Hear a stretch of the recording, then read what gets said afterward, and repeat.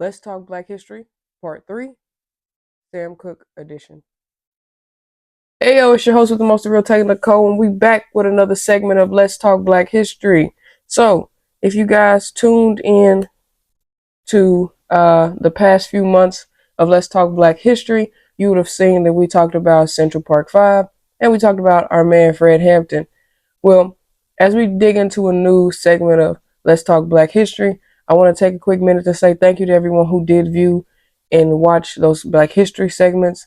Also, if you want me to do a particular Black History segment for you, please leave the name or the character or the segment or the situation in the comment section, and I will do my due diligence to talk about it in another segment of Let's Talk Black History. In these episodes, we simply talk about a specific person, place, or thing in the Black history moment, and we break it down as far as we can. It is up to you as a viewer to go and take the research I've given you, and I want you to take it and go further with it and dig into it even more. Now, just as a brief recap for you guys, you're going to see these episode by episode on places like Facebook, TikTok, YouTube, and Instagram, and also Threads. But you can see the whole entire episode if you go to patreon.com/movieswithtay. In that website, you can purchase your $3 membership, and you can literally watch the entire Black History segments in their full entirety with no pauses, no breaks, no none of that. If you would like to be one of those members, by all means, sign up, join up, let's get it going. Now, let's jump into today's episode of Let's Talk Black History, Sam Cooke edition. So, what was the end result for Sam? Basically, Sam launched his first solo career back in 1956 underneath the A-list of Dale Cooke. The song was titled Lovable. It was a secular song, so he released it underneath that A-list name so he wouldn't offend any of his gospel fans. And Sam shortly realized, this is what I like. This is me. So in 1957, he fully committed to leaving the Soul Stirrers and released his own solo album. And the first song he released was You Send Me. That marked the start of his real true solo career. And he became popular and loved by many because of his music. Sam wrote so many strong songs during his career, his short-lived career. He wrote so many memorable songs, songs that most people to this day probably know. Bring It Home to Me, Wonderful World, You Send Me, Nothing Can Change This Love, Chain Gang, and his most popular and most notable song and strongest song that I believe is out there, and it's notable. And I don't care how many generations there is.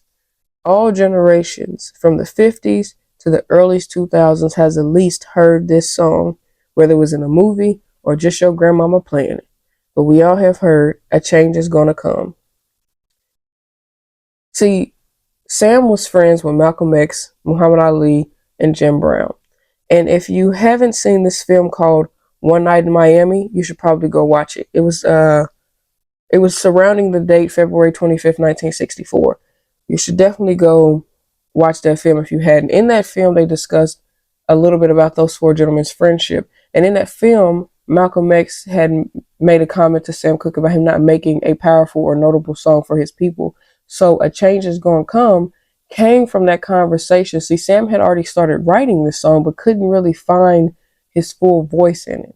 So after that night in Miami with Malcolm, it pushed something in Sam. So that night, February 25th, 1964, Sam started to develop that song and get it more worked on, tweaking it, getting it just right for how he wanted it. And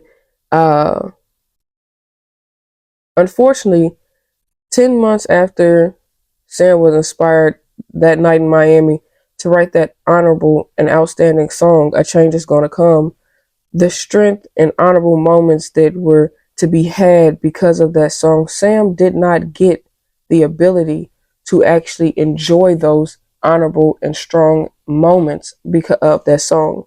See, before I get into the real gist of the end result, Sam released that song in 1964, I believe December 2nd, if I'm not mistaken. I think it's when I couldn't find a solid answer of yes or no, or when he actually truly released it, but I'm going to say December 2nd.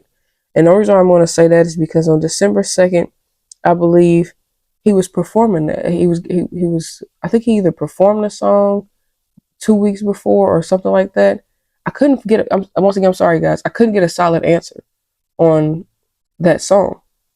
But that song has such a great impact on the world because it's a strong song that, once again, from February to December, Sam was working on that song. And December 2nd, 1964, I believe, is when that song was officially released. And before Sam can actually watch the growth of that song, the song was formally released, and 2 weeks later, not even really 2 weeks later, maybe a week or so later, Sam unfortunately had been shot 3 times in his chest on December 11th of 1964 by a woman named Bertha Franklin, who was a hotel manager in Los Angeles, California. And Sam's life was taken that year, 1964. Sam was the tender age of 34 years old at the time of that incident. So his life was cut short. And we weren't able to, not 34, I'm sorry, he was 33, not 34. He was 33 years old. And we didn't get the opportunity to hear more from Sam. So if you guys have any suggestions, like once again, people you want me to talk about, situations you want me to talk about, Black history is not just about people. It is about movements, situations, and person, place, or things, if you will. If you have any suggestions, please drop it in the comment section below. And I want you guys to be peaceful. Have a great rest of the day.